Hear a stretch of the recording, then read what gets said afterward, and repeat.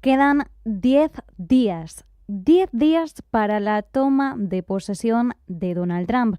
Nosotros ya les adelantamos que a partir de las 6 de la tarde, hora central europea, vamos a tener ya conexión directa con ese Inauguration Day desde el Capitolio. Ahí tendremos señal para ver la jura del presidente republicano y desde las 7 de la tarde, hora central europea, vamos a tener una programación especial aquí en Visión Global dedicada a ello.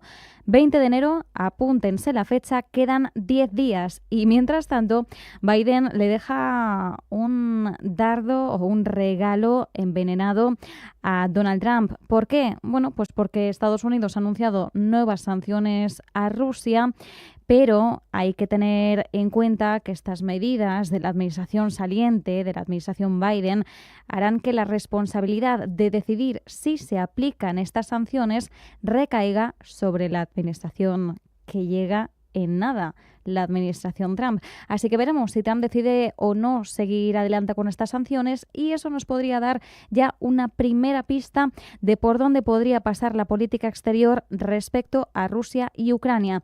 Ahora el horizonte temporal, ese marco para unas negociaciones, pasa por unos 6 meses aproximadamente, pero nosotros tenemos que recordar que en plena campaña electoral Donald Trump decía que la acabaría con esta guerra en 24 horas. Más allá del panorama geopolítico, en clave macro y en clave de política monetaria, hoy es protagonista el dato de empleo de Estados Unidos, esa creación de nóminas no agrícolas que sorprende por encima de lo esperado y además mejorar respecto al dato anterior, al de noviembre. 256.000 nóminas no agrícolas que ponen en vereda a la Reserva Federal, una bofetada, un manotazo, como prefieran decirlo, a Jerome Powell, que desde septiembre, desde ese 18 de septiembre, primera reunión en la que se anunciaba un recorte de 50 puntos básicos, nos iba diciendo que estaban observando un enfriamiento del mercado laboral.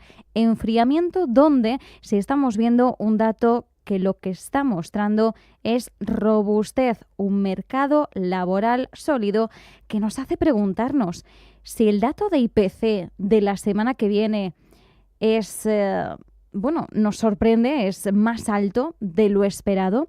¿Podría la Reserva Federal decantarse por no un recorte, sino un aumento de los tipos de interés?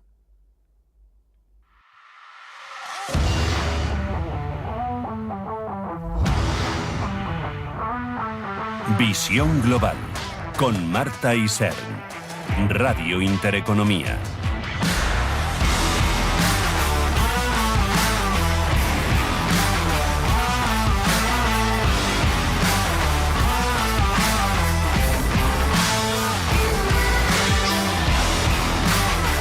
El mercado de Estados Unidos, el mercado laboral, va como un cohete. Crea 256.000 empleos no agrícolas en diciembre.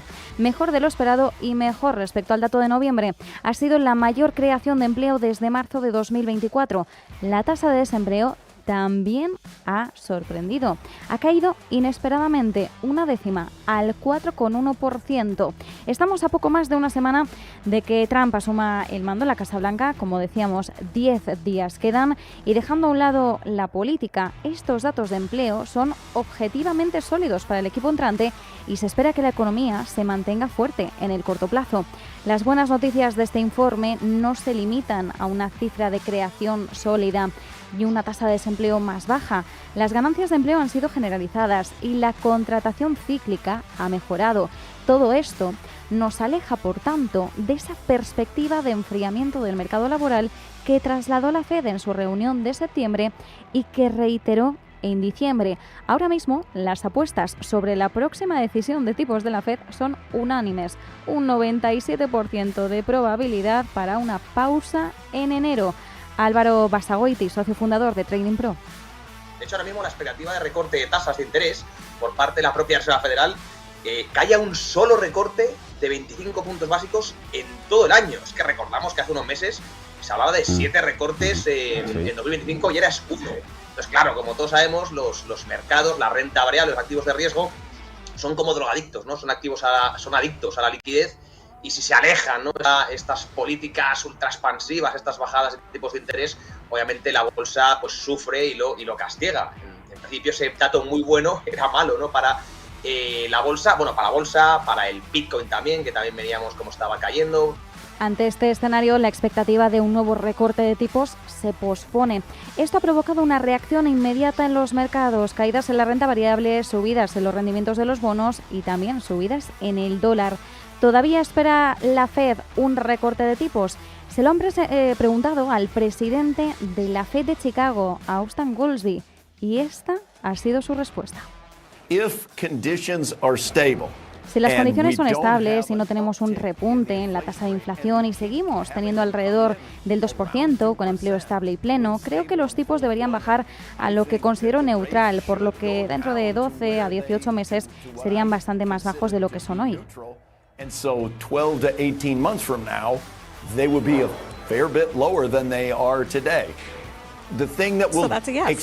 Y atención, porque la periodista que le había lanzado la pregunta dice, entonces esto es un sí, ¿no? ¿Espera todavía la Fed un recorte de tipos? Bueno, esta es la perspectiva de Austan Goolsbee. El informe de empleo es tan fuerte que podría ayudar a reformular las expectativas sobre los tipos de interés no solo en Estados Unidos, sino también en otros países a través del efecto del tipo de cambio. Aunque no es momento de empezar a hablar sobre la necesidad de que la Fed suba los tipos, lo que sí podemos afirmar es que este dato de empleo descartaría la necesidad de nuevos recortes. Aún así, si el IPC de la semana que viene es más alto de lo esperado, ¿podría la Fed decantarse por un aumento de los tipos?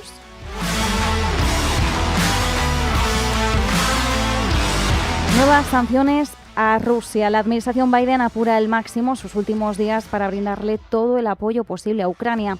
Después de los 500 millones de dólares anunciados en la reunión Ramstein, ahora Estados Unidos pretende añadirle presión a Rusia con nuevas sanciones a su sector energético. El objetivo, tal y como anuncia, es reducir los ingresos rusos que provienen de la energía. Las nuevas sanciones afectan a más de 180 buques de la flota fantasma de Rusia y también incluyen en la lista negra a dos importantes productores petroleros rusos, a dos gigantes, Gazprom y Surgutneftgaz, y también sus filiales. También apuntan a los proyectos rusos de gas natural licuado, a los funcionarios del sector energético ruso y a proveedores de servicios que apoyan a la industria energética del país. Estas sanciones pueden esencialmente aislar a una persona o a una empresa del sistema financiero occidental. Ese sería su objetivo. Sin embargo, hasta el momento, y esto tenemos que recordarlo, los esfuerzos de Occidente para castigar económicamente a Moscú no han surtido el efecto esperado, porque la economía rusa finalmente, a través de una estrategia o de otra, ha evitado el colapso que muchos economistas predijeron en su momento.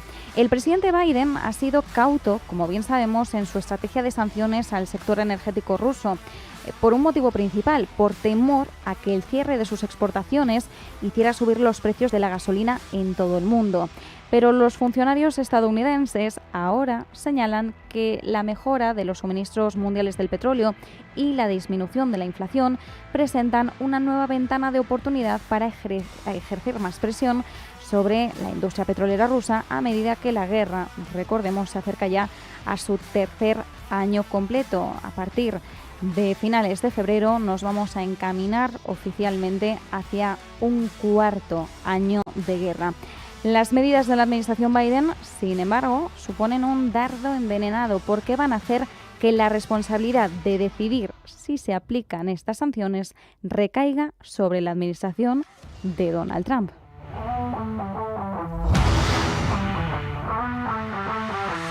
Atención, porque Groenlandia podría aprovecharse de la propuesta de compra de Trump. Aunque la primera propuesta del magnate para hacerse con esta isla del Ártico fue desestimada en 2019, que fue cuando la planteó, ahora los groenlandeses están intensificando su presión por independizarse de Dinamarca y podrían ver en la oferta de Trump una oportunidad única para conseguir este objetivo. Groenlandia no está a la venta y así lo ha hecho saber su primer ministro, pero su nueva posición como deseo estratégico internacional le daría la capacidad de enfrentarse directamente a Dinamarca e incluso también a Estados Unidos, y esto es una dinámica que podría llevarla a la victoria. Dinamarca ha controlado a Groenlandia durante más de 3 siglos. Lo que ocurre es que en los últimos años han salido a la luz hechos delictivos de la era colonial de Dinamarca. A día de hoy, los groenlandeses todavía denuncian que sufren discriminación racial por parte de los daneses. Las próximas elecciones ofrecen a Groenlandia la oportunidad de reevaluar estos vínculos y es probable que la independencia sea el tema central. Con la actual estructura de gobierno del territorio, que data del año 2009, Groenlandia controla cuestiones internas como la educación, la atención sanitaria, el poder judicial y cede a Dinamarca las cuestiones de política exterior, monetaria, de seguridad y constitucional. El primer ministro Egede, que se presenta a la reelección, instó en su discurso de Año Nuevo a eliminar las ataduras de la era colonial. Y esto, como se pueden imaginar, no pasa inadvertido para Donald Trump. El mayor obstáculo para la independencia de territorio es de tipo económico.